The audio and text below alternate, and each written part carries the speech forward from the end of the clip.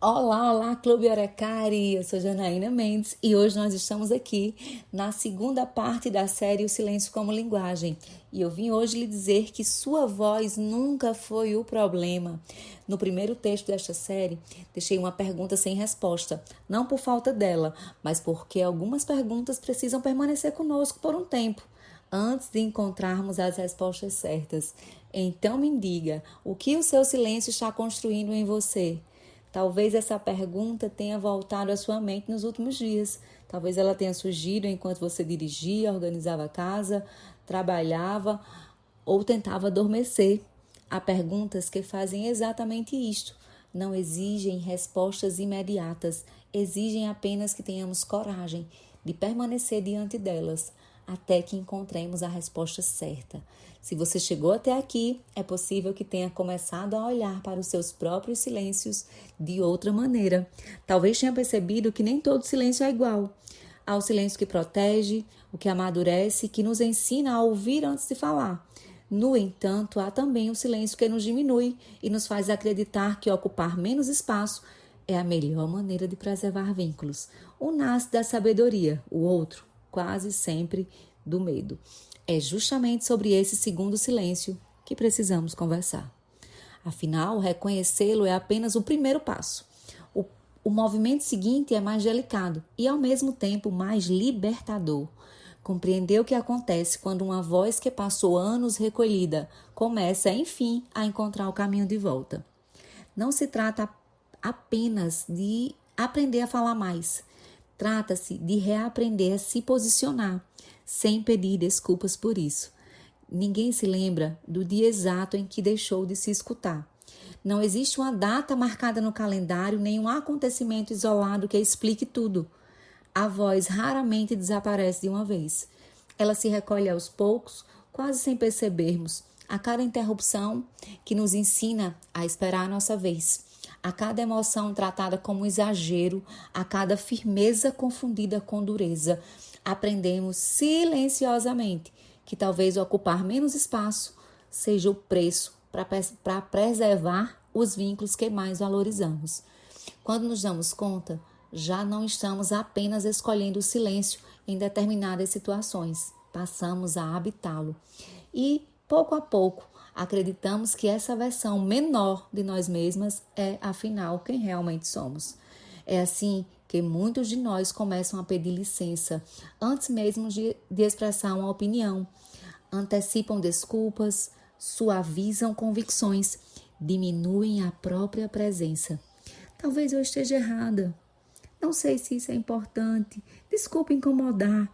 O que começou como educação torna-se aos poucos uma forma de não ocupar espaço demais. Isso vale para as pessoas de toda idade e gênero, mas especialmente para nós, para as mulheres. Parece ganhar um peso maior. Muitas pessoas aprendem a esconder aquilo que sentem, não porque deixaram de sentir, mas porque descobriram cedo demais que suas emoções pareciam causar desconforto. Em vez de nomear a dor, engolem o choro. Em vez de estabelecer limites, suportam mais um pouco. Em vez de dizer, isso me feriu, convencem a si mesmas de que estão exagerando. Com o tempo, esse movimento deixa de parecer uma escolha e torna-se um modo de viver.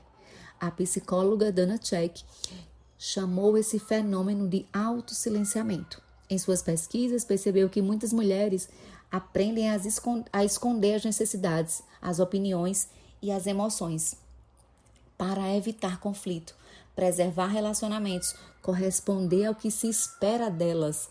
Quando isso se torna permanente, o preço não é só o silêncio, é a distância de si mesmas. Curiosamente, quando essa mesma escala foi aplicada em homens, o resultado surpreendeu os próprios pesquisadores. Eles pontuam igual ou até em mais alto em autossilenciamento. Só que o significado é outro. Para a mulher, calar-se costuma nascer de um pedido do outro. A cultura ensina que sustentar a relação vale mais do que sustentar a própria voz. Para o homem, o silêncio nasce de um pedido de si mesmo, ou melhor, daquilo que aprendeu a chamar de si mesmo. Força, controle, compostura, ele não sente que está se traindo quando se cala. Sente que está sendo exatamente quem deveria ser. E é por isso que o mesmo silêncio produz efeitos tão diferentes. Nela tende a virar tristeza que se vê, o choro, o peso, o cansaço que pede colo, nele tende a virar algo que ninguém aprendeu a reconhecer como dor. O isolamento, a irritação fácil, o copo a mais no fim do dia. Ela guarda a voz, ele guarda a ferida atrás de uma porta que ninguém nem sabe que existe. Contudo, talvez a pergunta mais importante não seja como uma voz se recolheu, mas o que acontece quando uma voz decide voltar. Responder a isso transforma nossa percepção sobre posicionamento. Por isso, o caminho de volta começa antes das palavras. Existe uma ideia bastante difundida de que recuperar a própria voz depende apenas de coragem e autoconfiança. Como se bastasse decidir falar para que tudo se resolvesse. A experiência humana mostra que esse caminho é mais profundo. Antes da palavra existe a história, existe o corpo, existe a memória, existe um sistema inteiro que passou anos aprendendo a identificar certos ambientes como inseguros. E é por isso, por exemplo, muitas pessoas descrevem a mesma sensação. Sabem exatamente o que gostariam de dizer, mas quando chega o momento, as palavras simplesmente não saem. Não é falta de inteligência, não é ausência de opinião.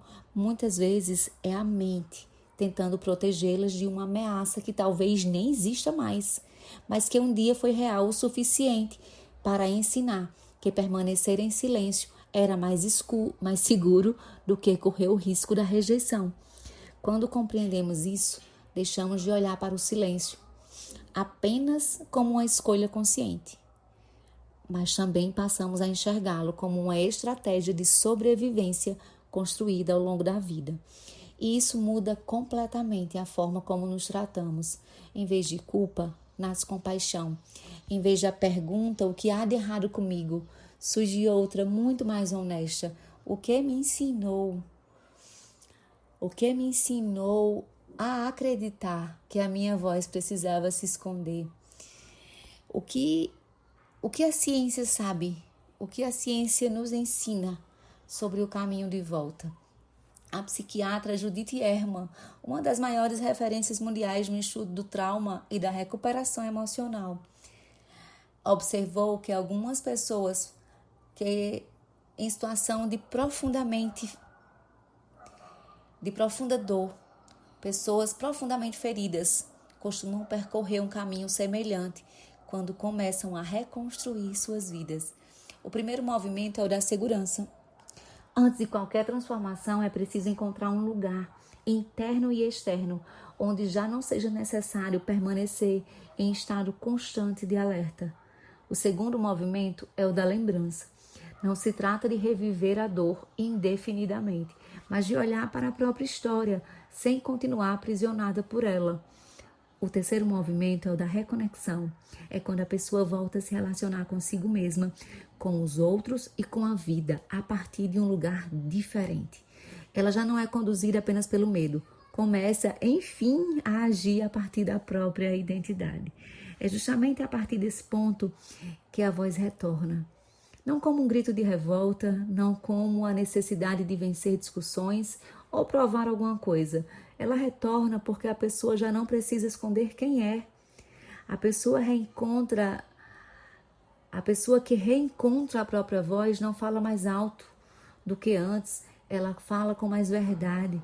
Descobre que firmeza não é sinônimo de agressividade, que estabelecer limites não diminui o amor e que dizer não pode ser uma das formas mais honestas de dizer sim a si mesma. Curiosamente, diferentes áreas da psicologia chegaram a essa mesma conclusão, por caminhos completamente distintos. Donald Winnicott, um dos mais importantes psicanalistas do século XX, observou que algumas crianças, para preservar o vínculo com aqueles de quem dependiam, aprendiam a construir aquilo que ele chamou de falso self, uma versão cuidadosamente adaptada para agradar, evitar conflitos e corresponder às expectativas do ambiente. Enquanto isso, O verdadeiro self permanecia silencioso, aguardando um espaço suficientemente seguro para aparecer. Décadas depois, o neurocientista Stephen Porges ofereceu uma explicação complementar à teoria polivagal, a qual mostrou que o sistema nervoso avalia constantemente se um ambiente é seguro ou ameaçador. Antes mesmo de pensarmos, o corpo já decidiu se é hora de relaxar, lutar, fugir ou se recolher. Em muitos casos, o silêncio não foi uma escolha consciente, foi uma estratégia biológica de proteção. Isso explica, por exemplo, porque tantas mulheres se frustram consigo mesmas. Elas acreditam que lhes falta coragem, quando na verdade continuam apenas respondendo a experiências antigas. Quando reunimos as contribuições de Dana Check, Winnicott, Ehrman e Porges, percebemos que todas apontam para a mesma direção. A voz raramente se perde por acaso. Ela costuma ser silenciada por ambientes, relações e experiências que ensinaram que se posicionar plenamente poderia ser perigoso. No entanto, há uma boa notícia: aquilo que foi aprendido também pode ser desaprendido. E aquilo que permaneceu escondido pode voltar a ocupar o seu lugar. O verdadeiro oposto da intimidação. A intimidação raramente chega fazendo barulho. Ela quase nunca vai dizer assim, cale-se. Ela prefere sussurrar. Você está exagerando. Não vale a pena criar problema. É melhor deixar para lá. Ninguém vai entender. Quando ouvimos essas mensagens repetidas vezes, elas acabam parecendo nossos próprios pensamentos, mas não são. São narrativas que pouco a pouco tentam convencer alguém de que a sua presença precisa ser constantemente reduzida para ser aceita. E talvez essa seja a forma mais silenciosa de violência, porque não prende o corpo, aprisiona a identidade. Por isso, recuperar a voz é muito mais do que aprender a se comunicar. É romper com a mentira de que existir plenamente representa uma ameaça. É descobrir que nenhuma pessoa foi formada para viver escondida atrás de uma versão menor de si mesma. Talvez seja por isso que a voz recuperada não se parece com arrogância. Ela se parece com liberdade. E a liberdade jamais precisa gritar para ser percebida. Eu quero repetir, a sua voz importa. A sua voz importa não porque seja mais forte do que a dos outros, nem porque tem todas as respostas, mas porque carrega uma história que ninguém mais pode contar da mesma maneira.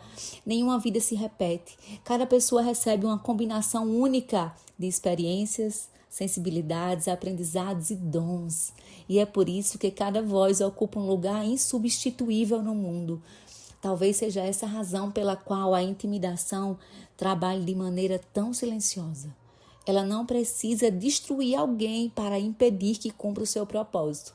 Basta convencê-la de que as suas palavras não têm importância, de que a sua percepção está errada, de que o seu lugar é permanecer em segundo plano.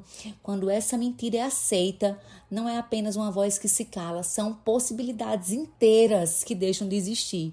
Quando alguém reencontra a coragem de viver com autenticidade, os efeitos nunca permanecem restritos à sua própria história.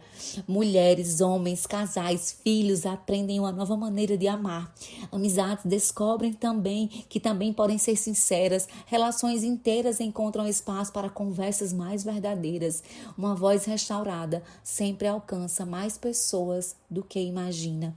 Talvez você ainda esteja começando essa caminhada. Talvez algumas palavras ainda saiam trêmulas e determinados limites pareçam difíceis de estabelecer. Isso não significa que você voltou ao ponto de partida. Significa apenas que toda liberdade precisa de tempo para criar raízes. A coragem nunca foi a ausência de medo. Ela nasce quando decidimos que o medo já não terá a última palavra sobre quem somos. Sua voz importa. Importa porque revela quem você é. Importa porque protege aquilo que foi confiado às suas mãos. Importa porque quem encontra a própria voz deixa de apenas sobreviver e começa a transformar os ambientes por onde passa. No próximo e último texto desta série, conversaremos sobre o maior desafio de todos, como permanecer nessa liberdade, para que nunca mais seja necessário abandonar quem somos, apenas para caber em lugares que jamais foram capazes de nos acolher por inteiro. Enquanto isso, que tal parar um instante e verificar como anda a sua relação com a própria voz? Não precisa responder isso para ninguém, só para você. Em que situação você se pega calando uma opinião que era genuinamente sua? Quando foi a última vez que disse tudo bem, sem estar tudo bem? Existe alguém perto de quem sua voz já volta sozinha, sem esforço, sem pedir licença? O que essa pessoa ou esse lugar tem de diferente? Aqui não existe resposta certa, só existe a chance de perceber com mais clareza se você ainda está aprendendo a se calar ou se já começou o caminho de volta.